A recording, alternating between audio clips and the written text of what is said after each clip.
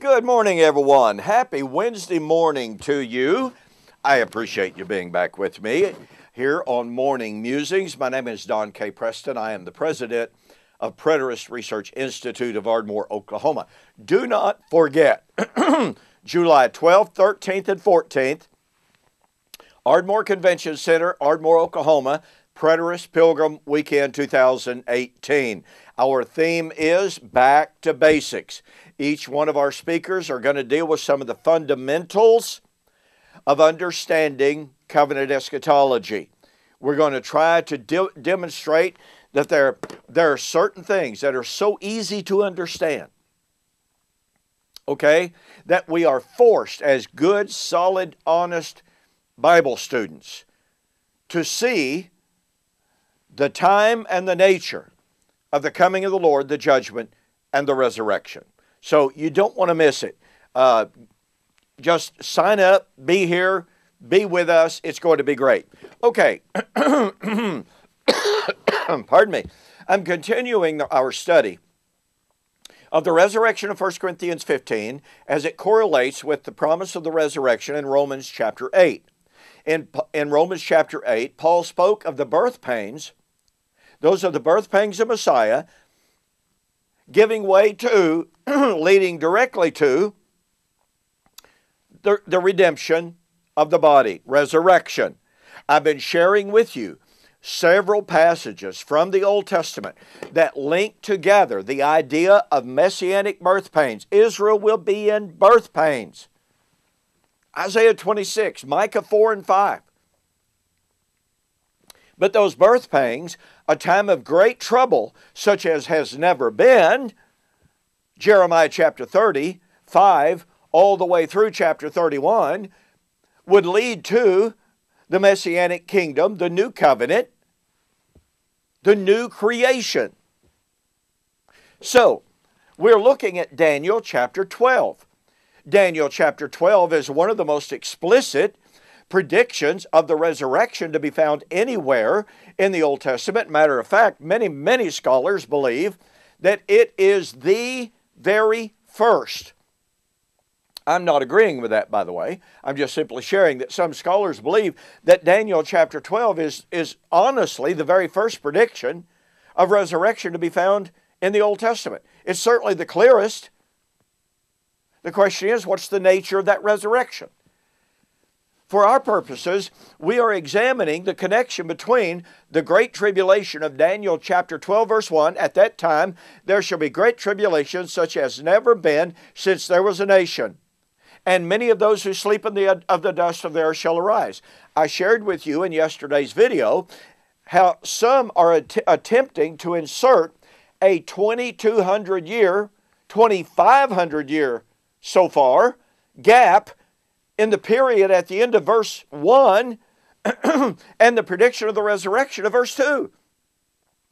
I mean, if you say that verse 1 refers to the time of Antiochus Epiphanes back in the 2nd century BC, but if you say that verse 2 is a prediction of the end of time resurrection, that's 2,200 years between verse 1 and verse 2. That's a 2,200 year gap. You have thus joined the dispensational world in inserting gaps into Scripture where there's absolutely no indication of a gap. Now let me ask you just this simple question. If you're reading Daniel chapter 12, verse 1 and following, would you understand contextually, would you understand textually that there's a 2,200 year gap, interval between verse 1 and 2? How would you prove that? Well, the way that modern advocates of the resurrection go, well, we know that verse 2 didn't happen. Therefore, it didn't happen at the time of Antiochus Epiphanes. It still hasn't happened. Therefore, we insert a gap. Folks, that's what you call eisegesis. That's having a presuppositional view, a preconceived doctrine of the resurrection, and ignoring the time frame. denying the time frame. That's not the way to do biblical interpretation. Now, notice, pardon me, verse 1 and 2, Great Tribulation, verse number 2, resurrection, number 3, then, or those who are wise shall shine like the brightness of the firmament, those who turn many to righteousness like the stars forever and ever. This is the result of the resurrection. Now, by the way, this cannot be an end-of-time resurrection. Why? Because you have the resurrection, and then you have people leading others to righteousness. That's evangelism. Let me say that again. You have the resurrection, then you have people leading other people to righteousness and shining like the stars of heaven. In other words, those who lead others to righteousness shine like the stars of heaven. Well, did that happen in the days of Antiochus Epiphanes? You know, you've got to make verse 2 and 3 go together. So you have the resurrection, then you have those who are righteous leading others to righteousness, shining like the stars. Did that happen in the days of Antiochus Epiphanes? Well, we're told no, the resurrection still hasn't happened. Okay, then question. After the resurrection, at the so-called end of the current Christian age, is there evangelism after the coming of the Lord, the judgment and resurrection? Because that's what verse 3 demands. So, are you going to insert a 2,200-year gap between verse 1 and verse 3? Are you going to say that verse 1 is the time of Antiochus Epiphanes, verse 3 is the time of Antiochus Epiphanes, verse 2 is the end of time? Folks, again, where's the textual, contextual justification for that? Where's the grammatical indication of that? You know, you do have the conjoining conjunctions here. You do have the grammar that, taken on the normal reading of the text, these verses are joined. And verse 4 says, "But you, Daniel, shut up the words, seal the book until the time of the end. Many shall run to and fro, and knowledge shall increase." Now, look, verse 4 lets us know right up front that these predictions and this prediction was sealed up until the time of the end. Well, not according to those who deny its power. They say it was unsealed in the time of Antiochus Epiphanes. Oh, except the resurrection. That's still sealed up. Daniel didn't say seal up part of the vision. Daniel wasn't told some of this is for the time of the end, some of it is not. You have one end. It is one end of the age resurrection, one end of the age when the righteous would shine. And let me point this out, although I cannot develop it right now. It's in my book, The Resurrection of Daniel 12, verse 2, fulfilled or future. Pardon me. Jesus himself applied Daniel chapter 12, verse 3 to the end of the age that was coming. That was still future to him.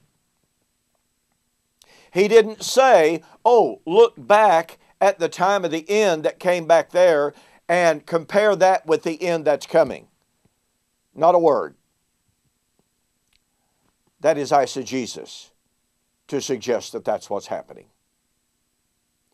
So what we have in Daniel chapter 12 is a very clear, undeniable connection between the Great Tribulation and the resurrection and the time of the end.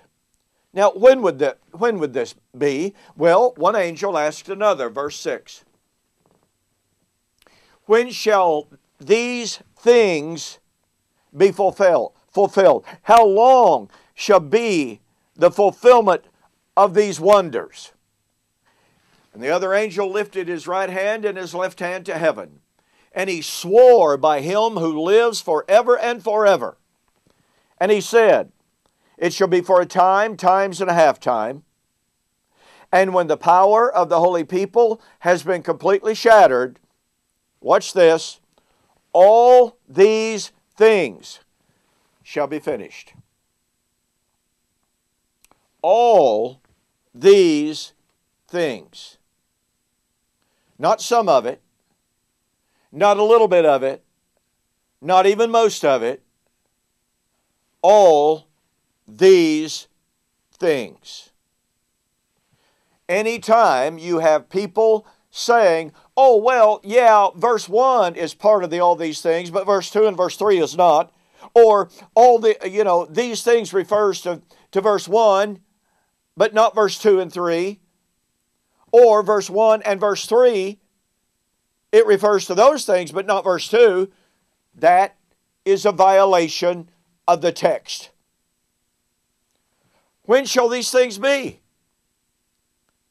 These things, all of these things, would be fulfilled when the power of the holy people was completely shattered. Folks, words couldn't be any clearer. That is, unless a person has a presuppositional, preconceived theology that simply will not allow them to accept the text as it stands. Unfortunately, that's what's happening with some people. But, as we are going to see, Jesus agreed perfectly with the timeline of Daniel chapter 12, and he put the resurrection in his generation at the time of the Great Tribulation, and we will see that on the flip side. Be sure, please, get a copy of my book, The Resurrection of Daniel 12, verse 2, Fulfilled or Future.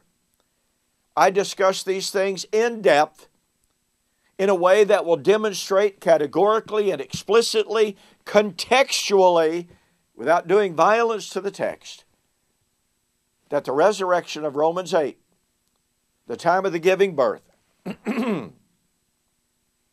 the kingdom, the judgment, the resurrection, was in the first century. So we'll see you on the flip side.